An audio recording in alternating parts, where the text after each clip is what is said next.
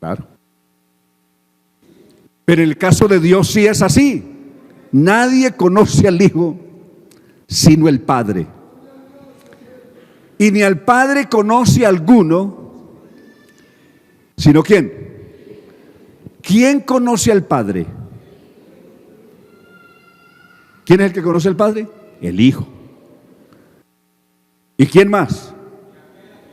Y aquel a quien el Hijo se lo quiera revelar. Es potestativo del Hijo revelarle a una persona quién es el Padre. Y si Él no se lo quiere revelar, puede tener 20,000 toneladas de teología, de filosofía, de los doctorados que quiera, las maestrías que quiera, y no entiende ni, como dicen por ahí, ni pío de esto. Alabanzas a Dios, porque es potestativo del Hijo revelarle quién es el Padre. Nosotros tuvimos ese privilegio. No fuimos más entendidos que los demás, ni más estudiados que los demás, tal vez muchísimo menos, pero Él no lo reveló. No es culpa nuestra, Él no lo reveló. Alabanzas a Dios. Que el Señor nos hable esta mañana. El tema de hoy, el gran fraude religioso. Ese es nuestro tema. ¿Qué tal le parece? El gran fraude religioso. ¿Sí? El gran engaño. El gran engaño. Fraude es un engaño. El gran fraude religioso. Vamos a mencionar algunas cosas, no las repasaríamos todas, pero sí algunas cosas. ¿En cuántas cosas se engañó la religión? Y engañó al resto. Porque un engañado engaña a los otros. ¿Sí o no? A una persona le engañan y él engaña a otros. A una persona le metieron varios billetes de 50 como si fueran legítimos y él va a la tienda y compra, y si el de la tienda no sabe, también lo. Un engañado engaña a otros. Y eso es lo que pasó con la tradición religiosa. A ellos los engañaron y ellos difundieron ese engaño y lo esparcieron por el mundo. Vamos a ver parte de ese gran fraude. Ejemplo, partimos de Gálatas capítulo 4. Cuando una persona lo llevan de tour y lo llevan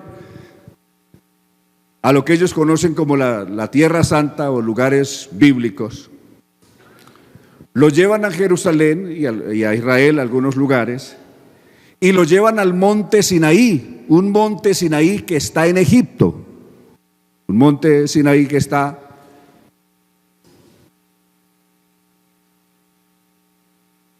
entre las fronteras de Israel y Jordania, hacia allá, en el desierto del Negev.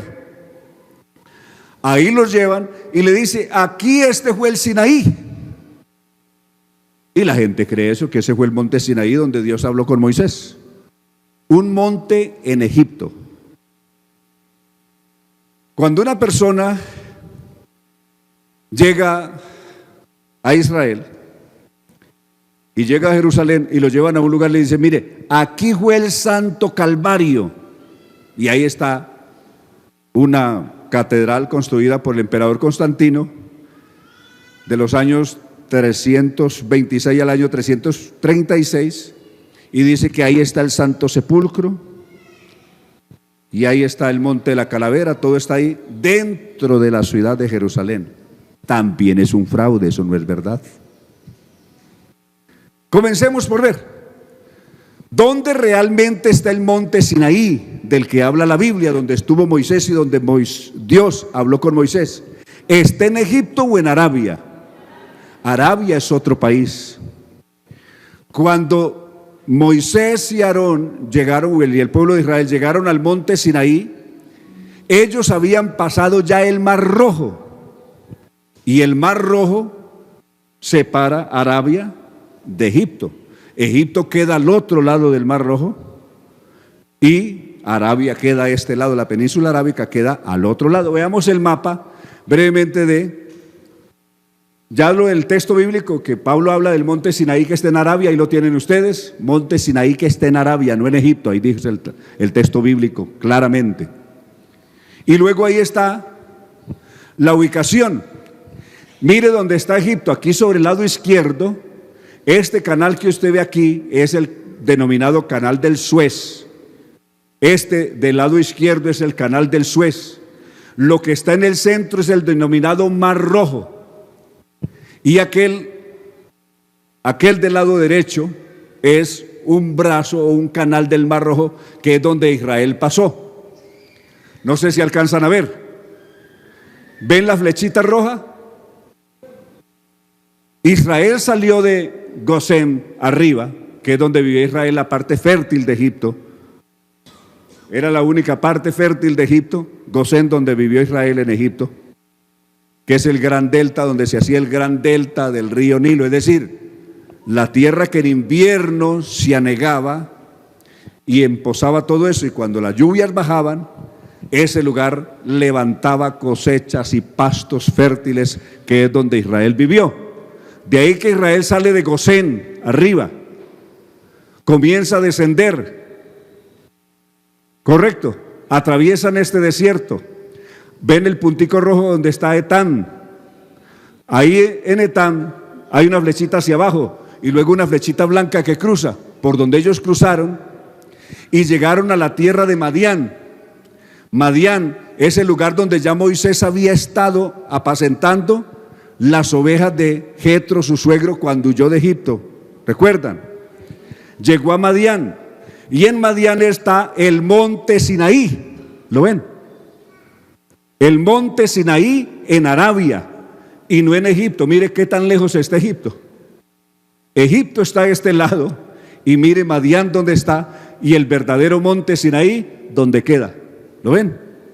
Y no el falso monte Sinaí que está en Egipto.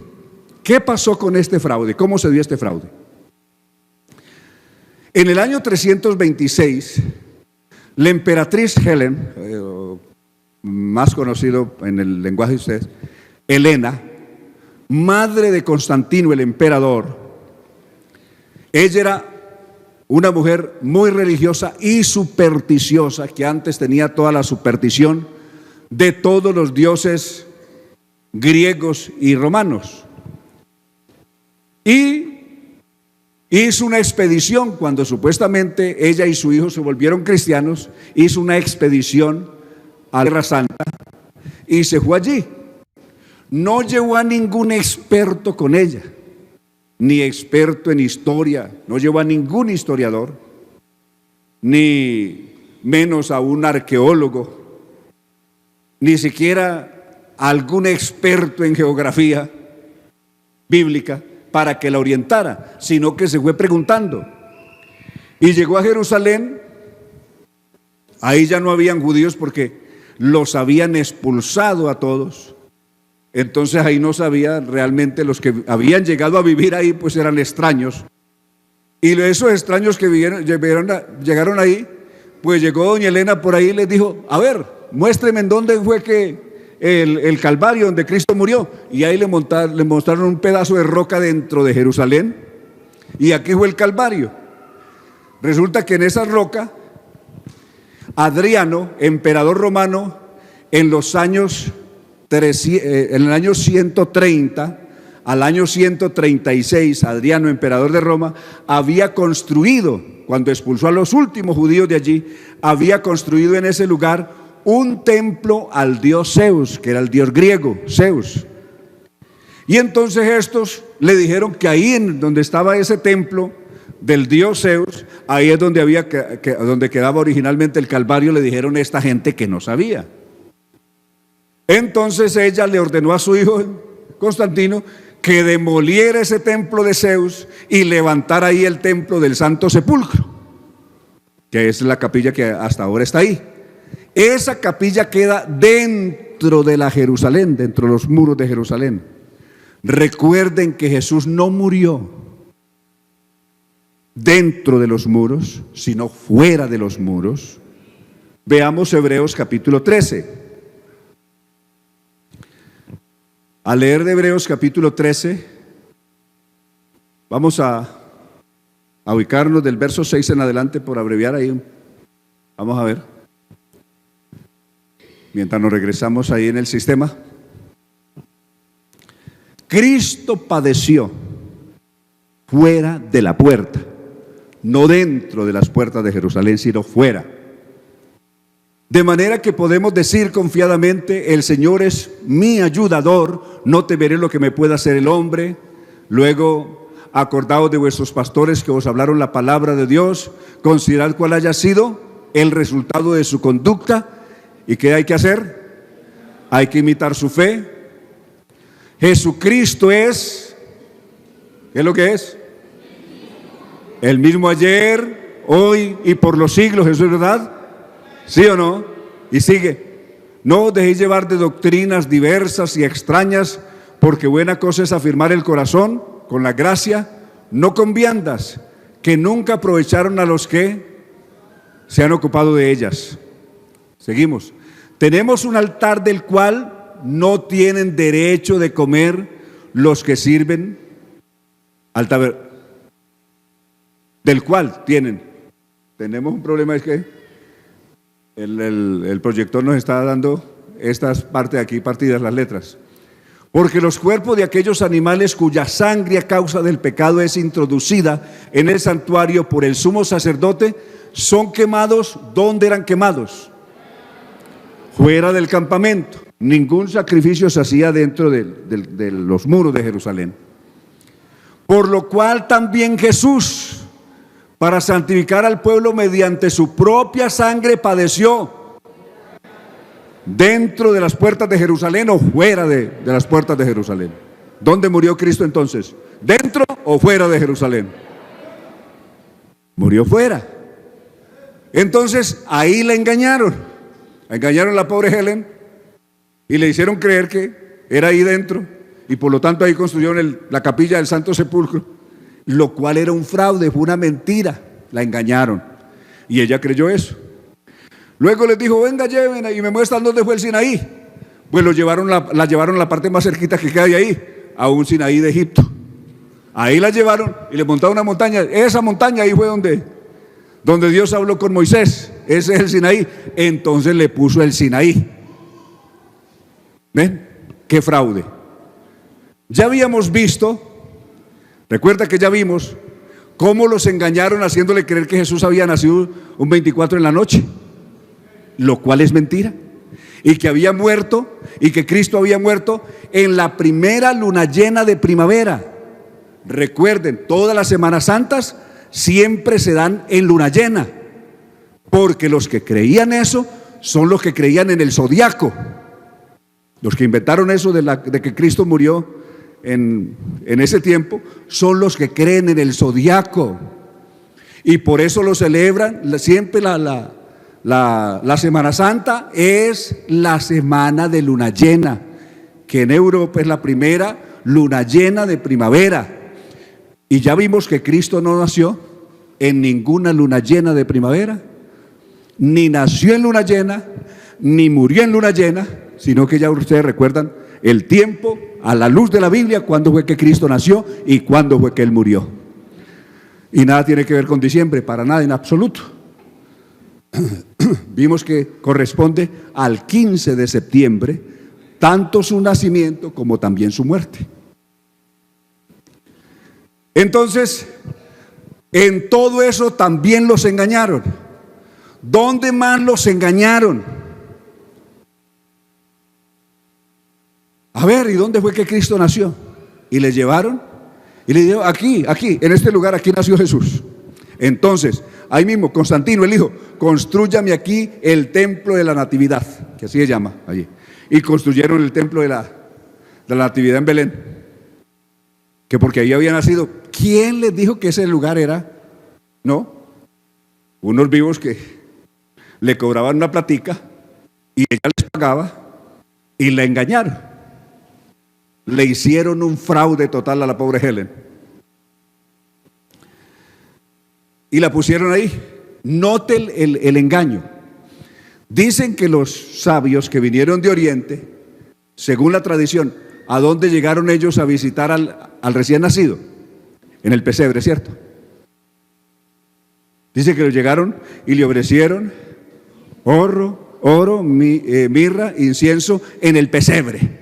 Y por eso celebran el Día de los Reyes y los Reyes Magos, cuando por fin los Reyes Magos supuestamente llegan al pesebre.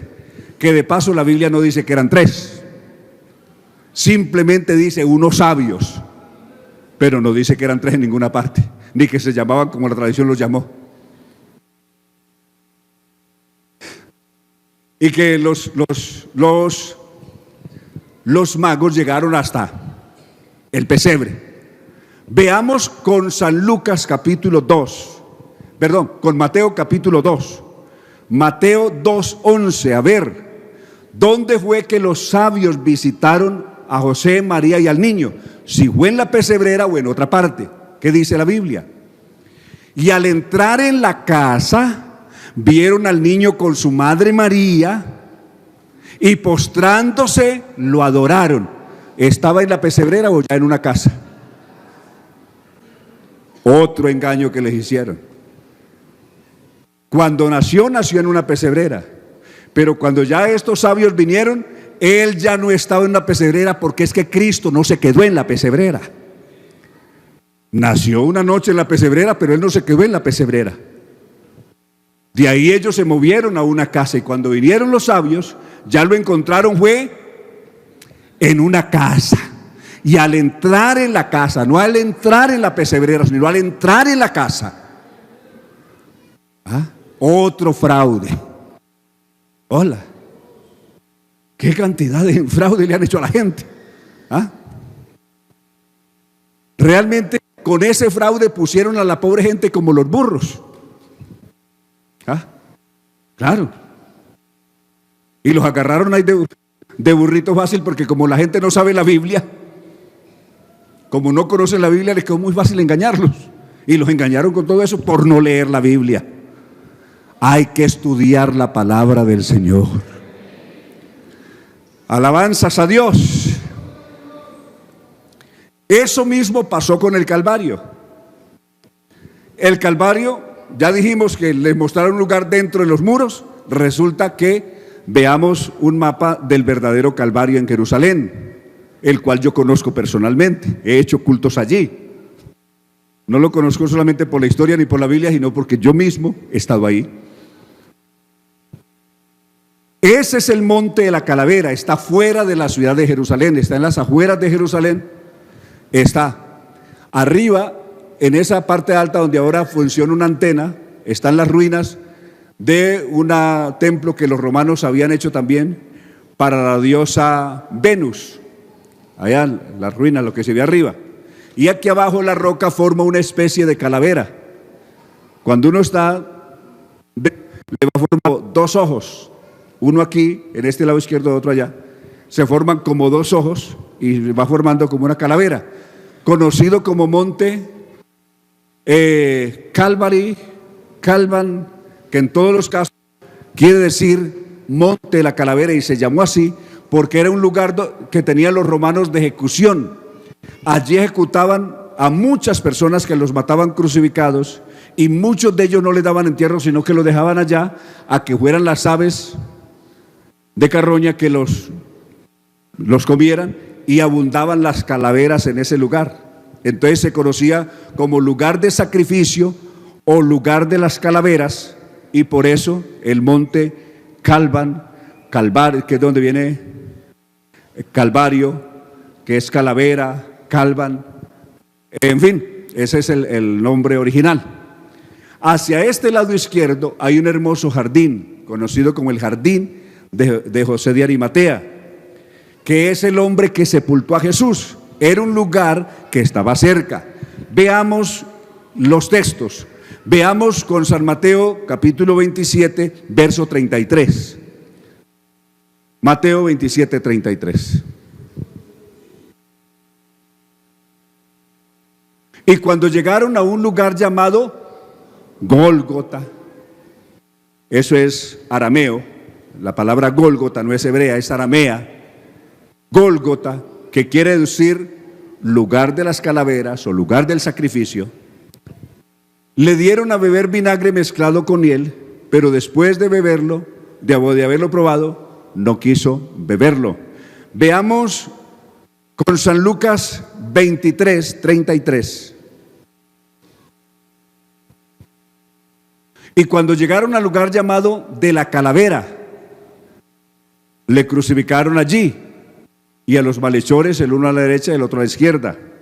Veamos con San Marcos capítulo 15, verso 22, 15, 22.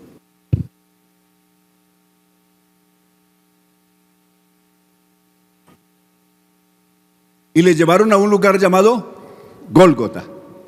En uno dice la calavera y en otro dice Gólgota. Igual es la misma cosa, que traducido es lugar de la calavera. Gólgota, ¿qué quiere decir? Lugar de la calavera. Correcto.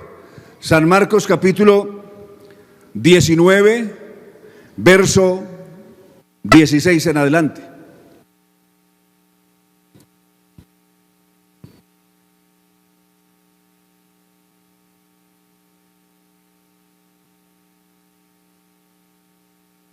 Bueno, se nos quedó el sistema, pero ahí van a encontrar que Jesús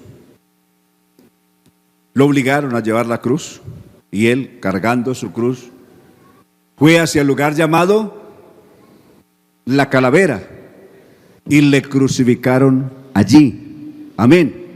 En todos estos casos está hablando. Ya cuando uno sigue leyendo en Juan, aquí, habla ya de su muerte, y cuando dice de la sepultura, más adelante en ese mismo capítulo habla de la sepultura. Dice que fue entre dos hombres dirigieron la sepultura de Jesús. Pidieron el cuerpo a Pilato, la autorización de Pilato para quitar el cuerpo de la cruz, el cuerpo de Jesús. Lo envolvieron en una sábana. Sí, en Juan 19. Sí, estábamos en San Juan 19.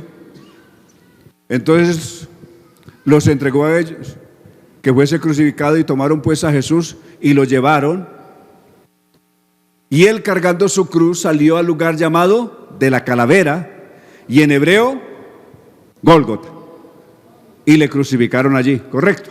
Entonces es el lugar donde Jesús fue crucificado, se llama así.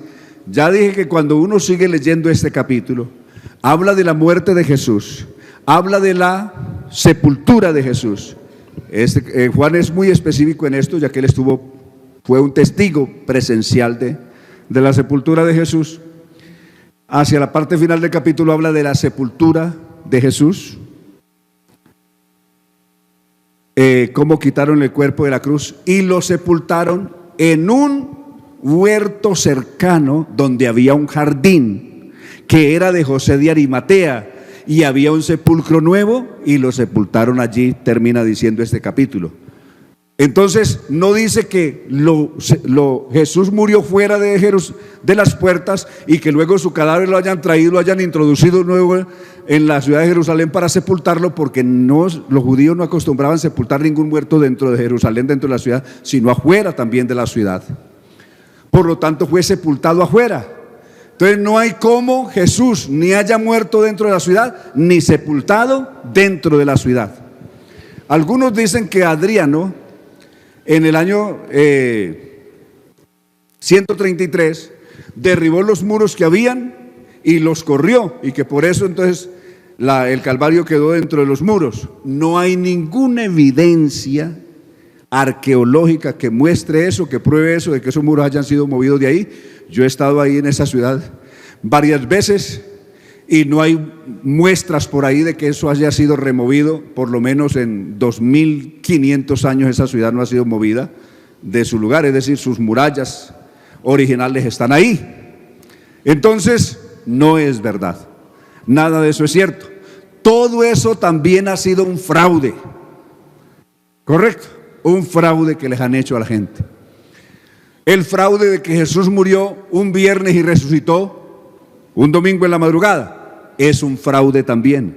Jesús dijo que estaría 3 días y 3 noches Como Jonás estuvo 3 días y 3 noches en el vientre del pez, así estaría el Hijo del Hombre 3 días y 3 noches en el corazón de la tierra. Cuente si de viernes a domingo en la madrugada, de viernes en la tarde a domingo en la madrugada hay 3 días y 3 noches. ¿Dónde los pone? No hay. Es un fraude también. Hola, ¿y cómo nos engañaron con todo eso? Por eso Jesucristo dijo: conoceréis la verdad. Alabanzas a Dios. Conoceréis la verdad. ¿Sabe qué no pudo hacer la religión? ¿Sabe qué no pudo hacer la tradición?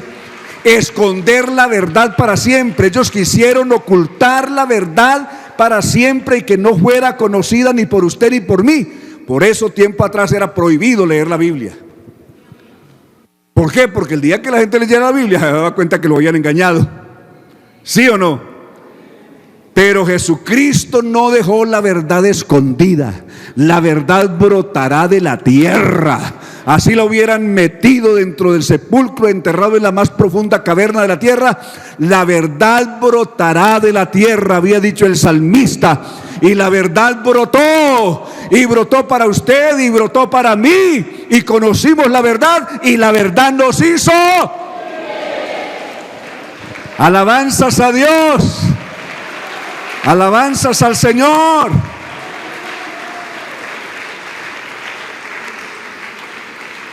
La peor esclavitud que el mundo puede padecer es la ignorancia. No hay nada que esclavice más que la ignorancia. Y no hay nada más libertador, más liberador del alma, del espíritu humano que la verdad. Alabanzas a Dios. Además que esa verdad es el mismo Jesús. Si el Hijo os libertare, seréis verdaderamente. Ahí tiene Juan 8:32 y Juan 8:36. Si el Hijo os libertare, conoceréis la verdad en el verso 32. Y si el Hijo libertare, del verso 36. Gracias al Señor Jesús. En ese mismo orden de ideas, nos engañaron en todo lo demás. Nos presentaron un Cristo muerto y nos hicieron creer que ese era. Claro. Un Cristo condenado a cadena perpetua. O a vivir colgado perpetuamente. O caído perpetuamente. Lo cual no es verdad. El verdadero Cristo de la Biblia no está colgado perpetuamente, ni está encadenado perpetuamente. Alguien dice: ay, como yo llevo a Cristo aquí colgado en esta cadena. Ahí lo tiene condenado a cadena perpetua, ahí colgado, o aquí amarrado en el pie para cuando cometa un crimen. El Cristo ese que lleva amarrado ahí en el tobillo lo ayude a escapar, o hago aquí para que el tiro sea certero cuando dispare. Entonces lo llevan aquí. Ese es un Cristo muerto, falso, que lo usan los brujos y todos los criminales usan ese. Ese no es el Cristo de la Biblia. El Cristo que yo conozco está vivo.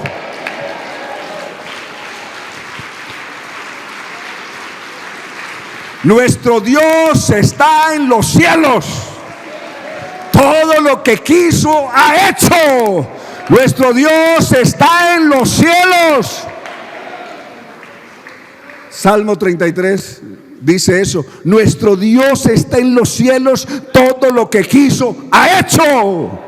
Nuestro Dios no está colgado, ni está caído, ni está muerto, ni es de palo, ni es de yeso, ni de otro metal. Nuestro Dios es glorioso.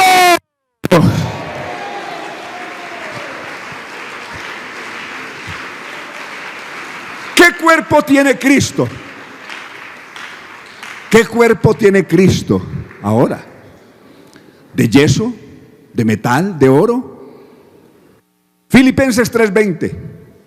¿Qué cuerpo tiene Cristo? Veamos que la Biblia diga qué cuerpo tiene. Alabanzas a Dios. ¿Qué dijo la Biblia? Mas nuestra ciudadanía está en los... ¿De donde también esperamos? Entonces, ¿dónde está Él? En los cielos. Donde también esperamos al Salvador, al Señor Jesucristo. el cual transformará el cuerpo de la humillación nuestra para que seamos semejantes al cuerpo de la gloria suya. Entonces, ¿qué cuerpo tiene Cristo ahora? Cuerpo de gloria. Cuerpo de gloria. Primera de Juan, capítulo 3. Veamos esto del verso 1 en adelante.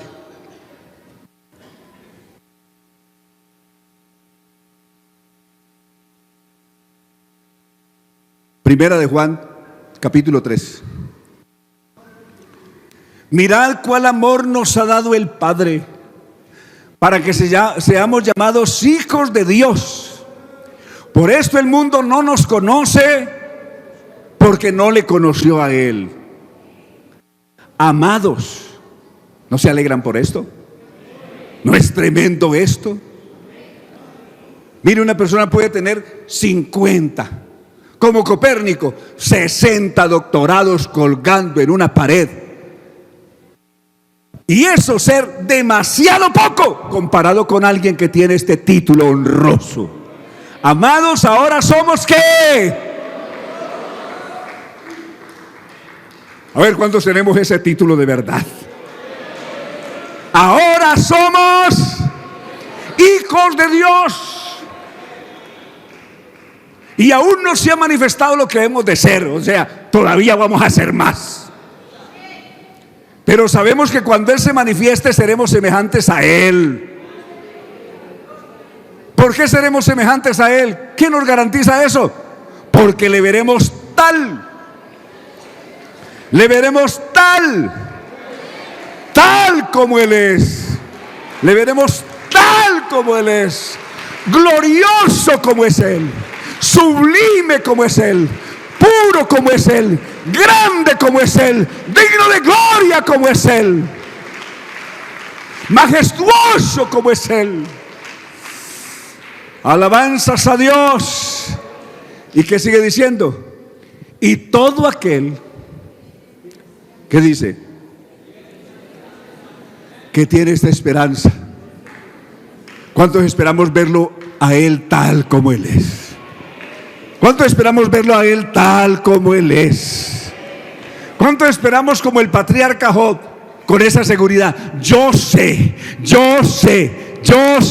que mi Redentor vive. Yo sé que mi Redentor vive y que al fin se levantará sobre el polvo. 19:25 de Job. Que al fin se levantará sobre el polvo. Que después de deshecha está mi piel, en mi carne yo voy a ver a Dios. A ver, ¿cuánto lo vamos a ver?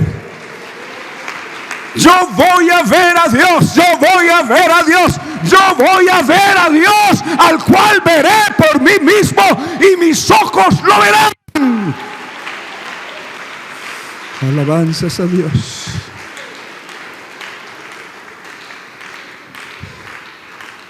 ¿Cuánto nos engañaron? Nos hicieron creer que un hombre tiene poder para perdonar pecados. Eso nos dijeron. ¿Es verdad eso? ¿Sí es verdad que un hombre es el que perdona pecados? Nos enseñaron esa mentira y enseguida nos enseñaron el Padre Nuestro, que es una contradicción. ¿Ah? Que nos teníamos que confesar con el cura y el cura nos daba el logote solvo. Y enseguida nos enseñaron el Padre Nuestro, que contradice todo eso. Porque ¿qué es lo que dice el Padre Nuestro? Y perdona nuestros pecados. ¿A quién se le dice? Al Padre Nuestro que estás en los cielos. Al Padre que está en los cielos, perdona nuestros pecados, así como también nosotros perdonamos a los que nos ofenden.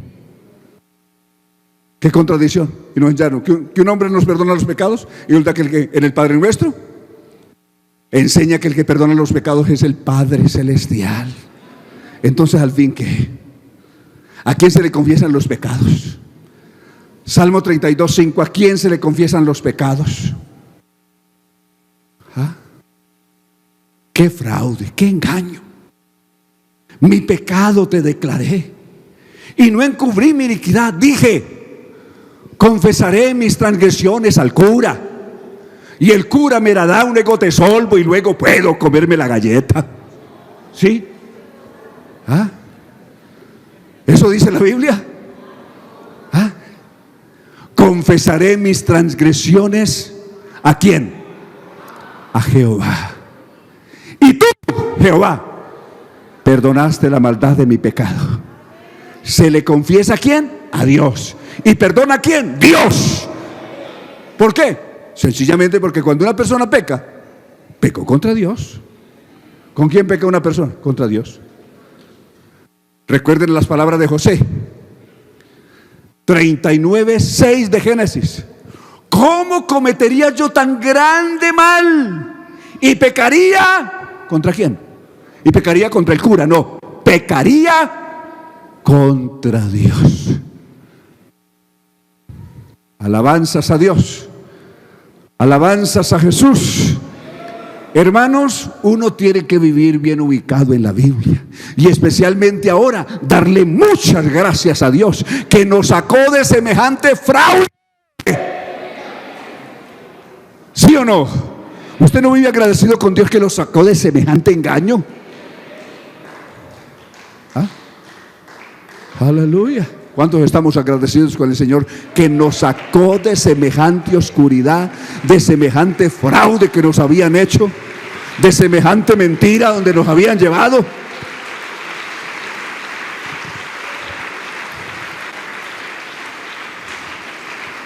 Fuimos trasladados de las tinieblas.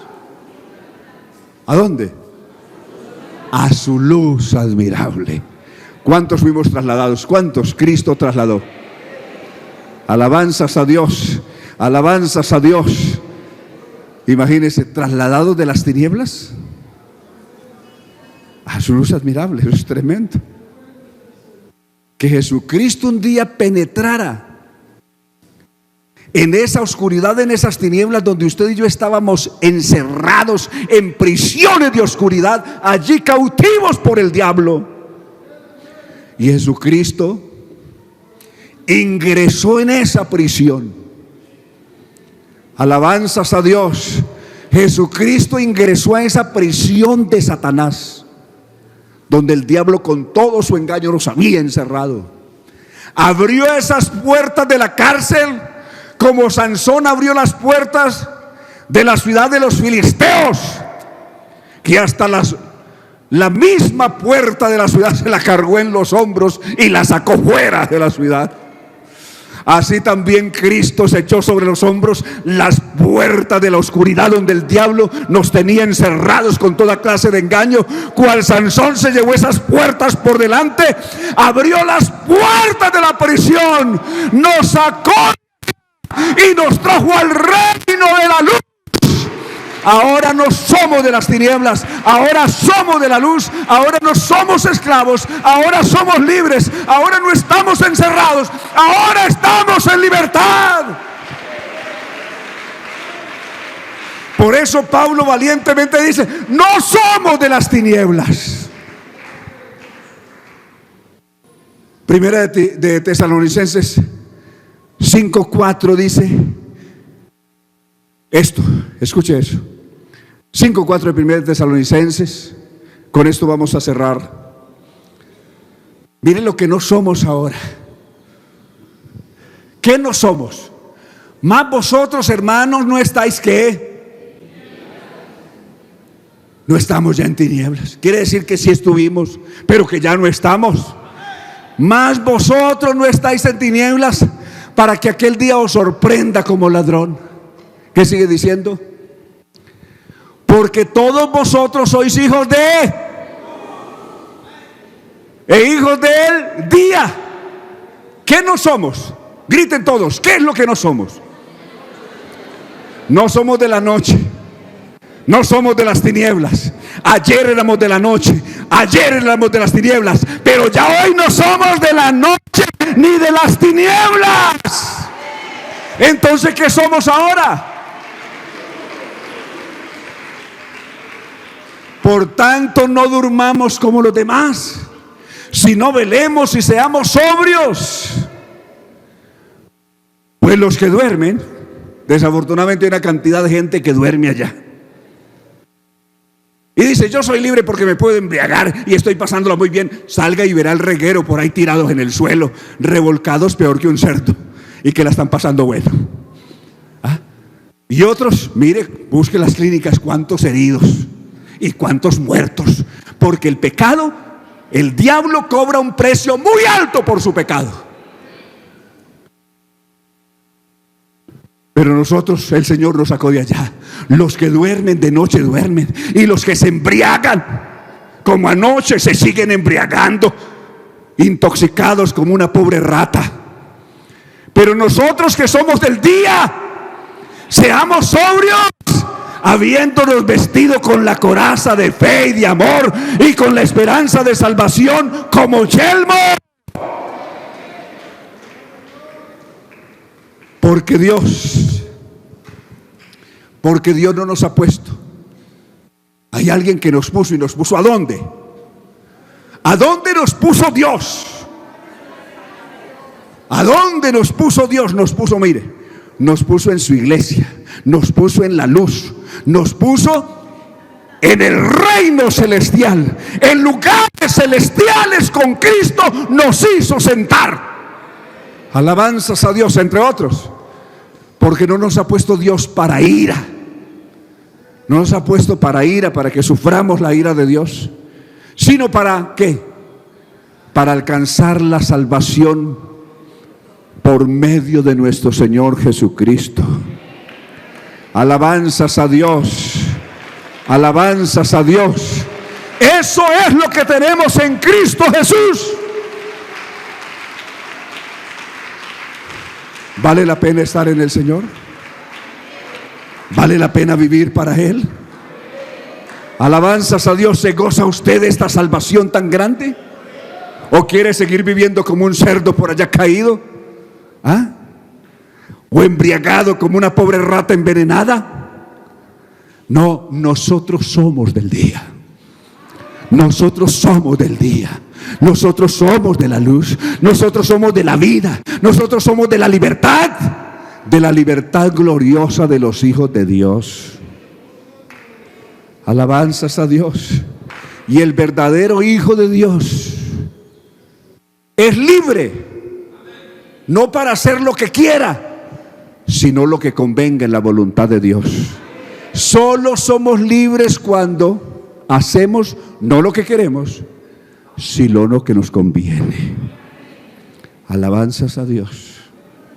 Somos libres cuando realmente luchamos y trabajamos todos los días por las cosas que amamos, no por las que queremos.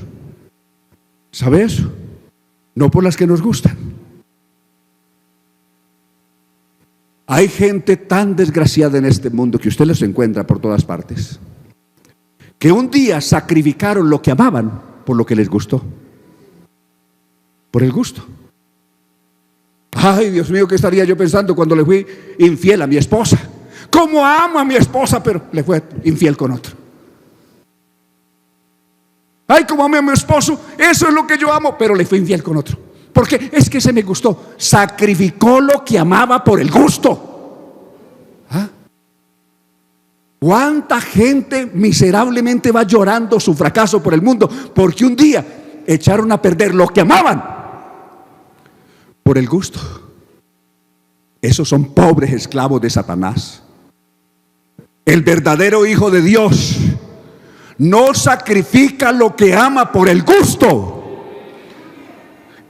La carne pide cantidad de cosas, el gusto, los ojos piden, pero nosotros tenemos el amor de Dios en nuestro corazón.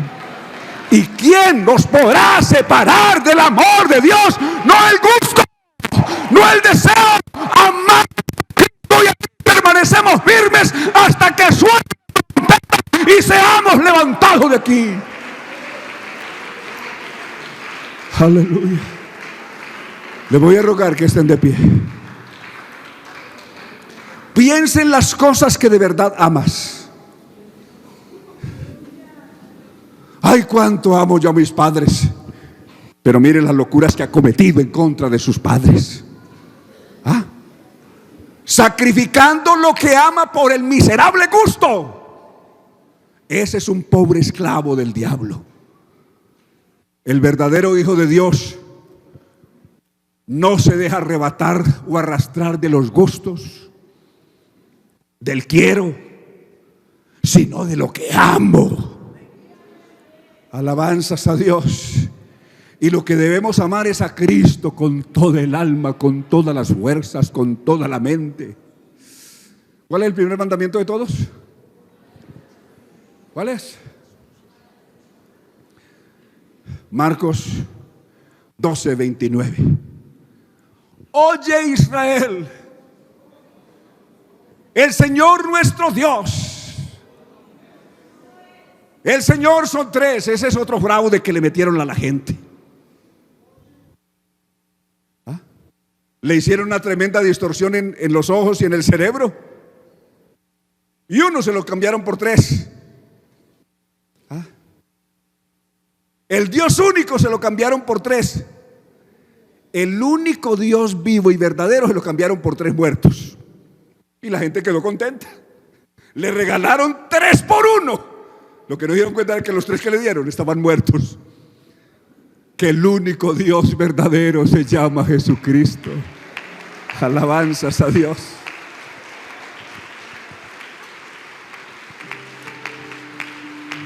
Jesús le respondió: el primer mandamiento de todos es: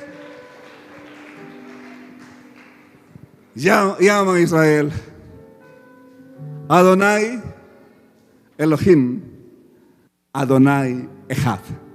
El Señor nuestro Dios, el Señor es único.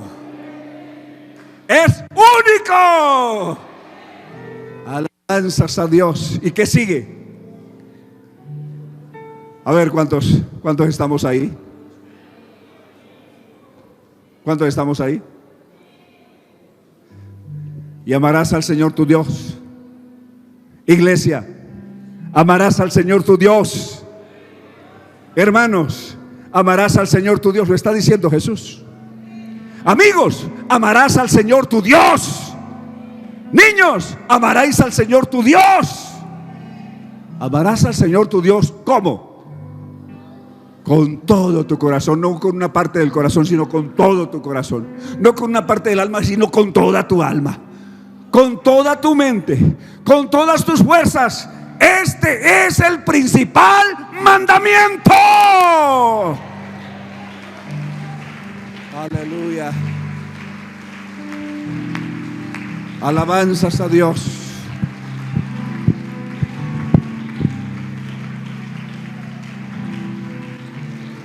Aleluya. Alguno que me diga cuándo descubrió usted ese fraude antes de orar. Uno que grite: ¿cuánto hace que usted descubrió ese fraude? ¿1 año? ¿10 años? ¿15 años? ¿Cuánto? 33 años hace que descubrió que la estaban engañando. ¿Y usted? Otro que me diga. 17 años usted.